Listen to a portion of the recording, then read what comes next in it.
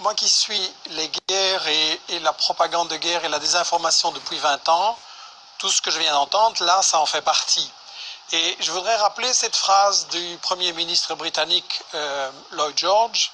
En 1914, il disait « Si les gens savaient à propos de la guerre, elle serait arrêtée tout de suite, mais les gens ne savent pas et ne peuvent pas savoir. » Et cette 20 années d'études sur les guerres et tous les prétextes de ce genre et tous les mythes qui ont été fabriqués comme ça m'ont amené à penser qu'il est très important que les gens qui nous regardent et qui nous écoutent réfléchissent que dans chaque guerre, on applique ce que j'ai intitulé les principes de la propagande de guerre. On ne peut pas évidemment dire qu'on fait la guerre pour le pétrole, pour le gaz, pour le fric, etc. Donc, il faut travailler l'opinion publique. Premièrement, en cachant les intérêts. Et je m'excuse, la question de la Syrie, c'est très simple. Il y a du pétrole, il y a du gaz, il y a des gazoducs, il y a des projets énormes en dessous de la Méditerranée qui intéressent Israël, tiens. Et quand on voit que Total et le Qatar, maintenant en Libye, se partagent le gaz, ben, il ne faut pas faire un dessin. Le deuxième grand principe de la propagande de guerre, c'est de cacher l'histoire. Et la France se pose en donneuse la France d'en haut se pose en donneuse de leçons. Il ne faudrait quand même pas oublier que le colonialisme français a bombardé les Syriens en 1945 pour les empêcher d'acquérir leur indépendance, a pratiquer et organiser la division de la Syrie, notamment sur des bases religieuses, et puis que toute l'histoire de la Syrie, depuis qu'elle a résisté à Israël, ça a été le travail des États-Unis et d'Israël pour affaiblir et briser la Syrie. Et Roland Dumas disait il n'y a pas longtemps qu'il y a 2 ans, on lui avait dit à Londres, on prépare quelque chose contre la Syrie, est-ce que tu veux en faire partie? Il avait dit non, 2 ans avant les manifestations. Le troisième grand principe de la propagande de guerre, c'est qu'il faut absolument, quand on a décidé d'attaquer pour le pétrole, le gaz ou le fric, il faut absolument diaboliser l'adversaire. Et donc là, on a droit à toute une série d'histoires. Et celui qui dit, moi je sais, qui dit ici, je sais tout ce qui se passe en Syrie, je n'ai aucune certitude, pour moi c'est un charlatan. Je pense qu'il n'y a pas de guerre propre, je pense qu'on a vu des atrocités des deux côtés.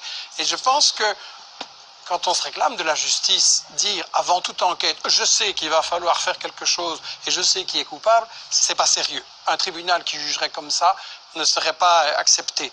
Sur la question des armes chimiques, c'est évidemment intolérable. Je voudrais juste poser la question à ceux qui connaissent bien les États-Unis.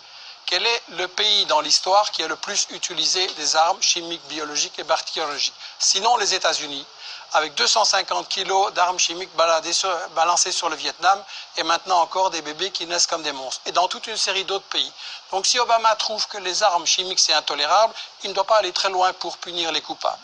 Le quatrième grand principe de la propagande de guerre, c'est qu'il faut toujours se présenter comme défendant les victimes. On fait toujours des guerres soi-disant humanitaires. Mais là, la mèche a été vendue hier ou avant-hier, je ne sais plus, par Bernard Kouchner, qui est un pro-interventionniste, et qui a dit devant une télé française, bien sûr que le but c'est de renverser Bachar el-Assad, mais il faut un habillage diplomatique. Ça veut dire qu'on n'est pas là pour défendre les Syriens, parce qu'en réalité c'est une guerre qui a été provoquée par les États-Unis et leurs alliés dès le départ, comme Roland Dumas l'a dit. On n'est pas là pour protéger les victimes et pour les empêcher. Au contraire, on veut qu'il y en ait plus pour avoir un prétexte d'intervenir. Et je tiens à rectifier les mensonges qui ont été dits. Le gouvernement syrien est parfaitement d'accord de négocier. Et ce sont les États-Unis, la France et le Qatar qui ont dit non, on ne négocie pas, on veut gagner militairement sur le terrain. C'est-à-dire que Bachar el-Assad a dit qu'il voulait bien négocier. Oui, tout à fait. Et le cinquième et dernier principe de la propagande de guerre, très brièvement, c'est qu'il faut monopoliser le débat et empêcher les opinions adverses. Et donc, on a dans les médias français un alignement sur cette propagande que vous avez montrée là au début. Et quand M. Hérault s'amène en disant j'ai la preuve sur les armes chimiques et qui commence par répéter dans son discours pendant des minutes et des minutes tout ce que tout le monde sait et que personne ne nie, et puis qu'à la fin il dit les services secrets m'ont dit que c'est Bachar, il n'y a aucun journaliste pour dire oui mais les preuves un peu sérieuses s'il vous plaît. Et donc quand on voit des gens comme Fabius, comme Bernard-Henri Lévy, comme Hérault ou BHL qui viennent avoir le courage de bombarder mais pas le courage de débattre devant des gens qui connaissent le dossier et qui ont les arguments contraires, il faut quand même beaucoup se poser la question. Et j'insiste sur cette question des 5 principes de la propagande de guerre, parce que, et ce sera ma conclusion, l'année prochaine, vous risquez peut-être de m'inviter sur l'Iran, ou sur l'Algérie, ou sur le Venezuela, ou le Congo, ou l'Érythrée, ou le Zimbabwe, et ça va être chaque fois la même comédie, chaque fois avec les mêmes arguments. Il n'y a pas de guerre vraiment humanitaire, il y a toujours des intérêts pour le fric, il y a toujours des intérêts pour les matières premières, et il est temps quand même qu'on se dise, si on veut une humanité solidaire et mettre fin aux guerres, il faut voir qui provoque ces guerres. Frédéric Ancel.